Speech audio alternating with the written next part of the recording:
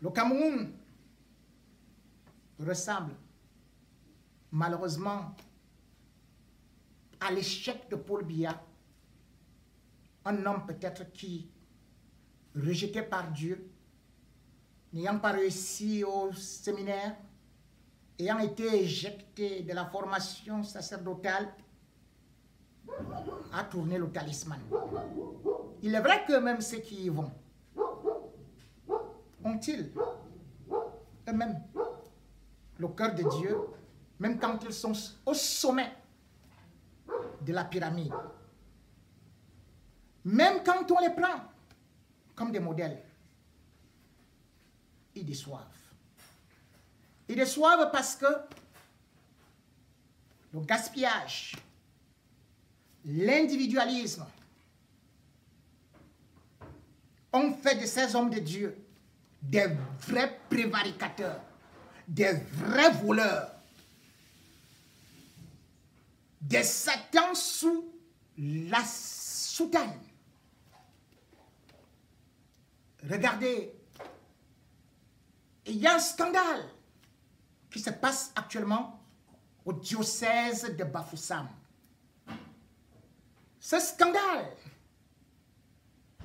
a pour auteur, compositeur, l'évêque lui-même, Dieudonné Ouattio, qu'on peut surnommer Diable donné Ouattio. Ce monsieur qui aurait eu une couronne à l'ouest est devenu un vrai chemin, une vraie croix que les populations de l'ouest portent. Parce que il est en train de les gruger. Il est en train de les exploiter. Il est en train de les presser comme du citron. Tout chez lui, c'est de l'argent. Tout chez lui, y compris auprès de tous les prêtres, c'est le chemin de croix. C'est la crucifixion. À l'ouest, il y a les baptêmes payants au haut niveau. Il y a les enterrements très payants. Tout passe par l'argent. Et qu'est-ce qu'il a dit aux gens?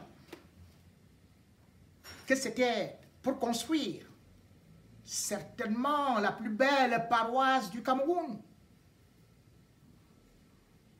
Nommée le 1er avril 1995 par Jean-Paul II en Konsamba. Il avait déjà eu des soucis là-bas et son bilan a entraîné des graissements dedans.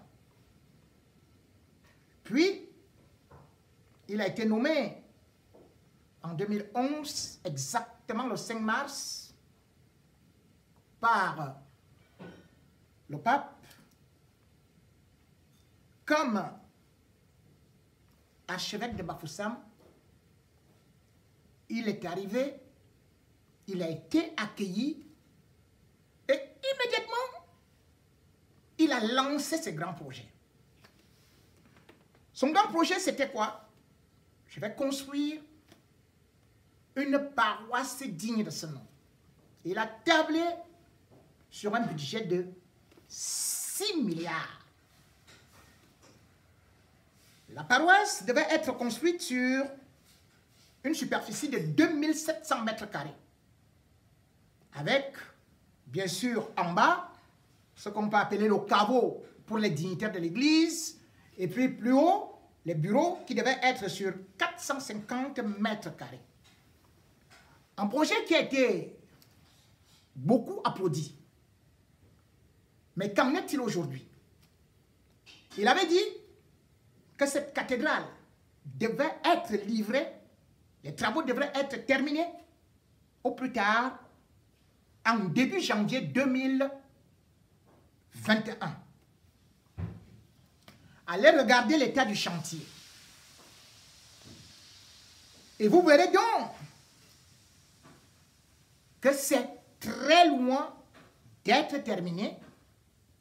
Et pourtant, que d'argent a été cotisé, que de dons ont été offerts pour terminer cette cathédrale, cette paroisse. Mais Monseigneur Dieudonné Ouattio gère l'argent des contribuables, des paroissiens, des donateurs, comme sa quincaillerie privée et ne rend compte à personne. Chacun d'entre vous a vu Victor Fosso le 11 mai 2019 promettre qu'il allait offrir 1 milliard pour la suite des travaux de construction de cette église.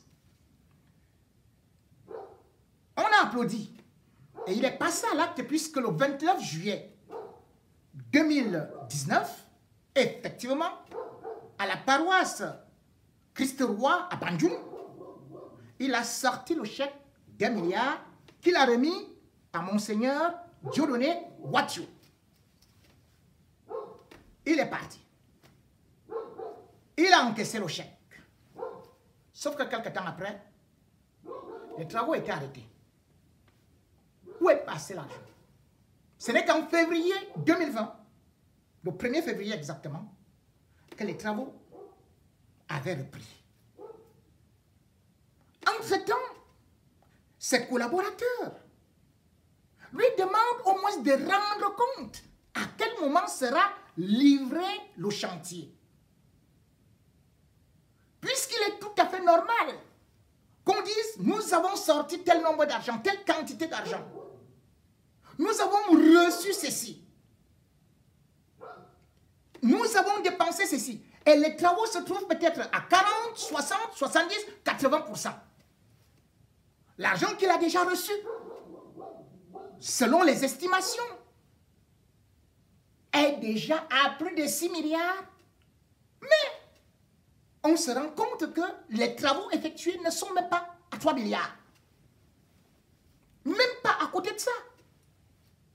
Où est parti l'argent? Depuis des semaines, nous nous sommes lancés à faire une enquête sur tous ces réseaux et surtout les blanchiments, les investissements de ces réseaux de Dieudonné Ouattio. Diable donné Ouattio. Donc, après nos investigations, nous nous sommes rendus compte que Monseigneur était en train de construire ses résidences au quartier Nyom 2 à Yaoundé. Il avait choisi pour la cathédrale des Chinois, sachant que les Chinois n'ont pas et ne peuvent pas parler. Mais aujourd'hui, le problème est là. Où sont partis, où est parti tout cet argent qui a été dépensé? On n'en sait rien. Résultat, on se retrouve donc avec cet argent qui a été distrait, qui a pris d'autres réseaux et dont on ne sait pas actuellement. Ces maisons ont été, les chantiers sont dirigés par lui en passant par son neveu. Et son neveu est à la paroisse de Bandoum. Et il s'appelle Honoré Méli. C'est avec lui qui fait toutes les affaires. Et Honoré Méli, qui est son neveu, a établi une autre connexion De telle sorte que il y a un autre scandale qui s'est passé de ce côté-là. Le terrain avait été offert par la famille royale et l'ancien ambassadeur, les ancêtres de l'ancien ambassadeur Siaka, à l'église catholique. Mais Monseigneur, ayant installé son neveu, a fait de telle sorte que ces terrains-là soient vendus à des prêtres dont eux-mêmes. Ainsi, sous prétexte qu'ils voulaient construire des écoles, des barrières de ceci et cela, bam, ils ont commencé à dégager les eucalyptus qui étaient là, et pourtant le pape lui-même dit qu'il faut sauver l'environnement. Ils ont abattu 9000 eucalyptus. Et après cela, ils ont dit, après avoir fait des défrichements à gauche et à droite, ils ont annoncé que ils ont borné 9 hectares. Mais selon nos enquêtes, comme je l'ai dit, ces 9 hectares ont été vendus à des prêtres non. Et c'est ce neveu-là qui fait la terreur, sème la terreur, par le trafic d'influence, fait des affectations aux prêtres. Actuellement, même d'ailleurs, ils sont en train de créer un autre réseau. C'est-à-dire que le diocèse, une sorte de catéchèse du diocésain, a maintenant été lancé.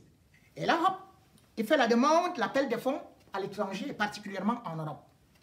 Les fonds qui doivent arriver, au lieu que ce soit le prêtre de Bafoussam qui s'en occupe, il met encore le nom de son neveu, qui doit recevoir ces fonds.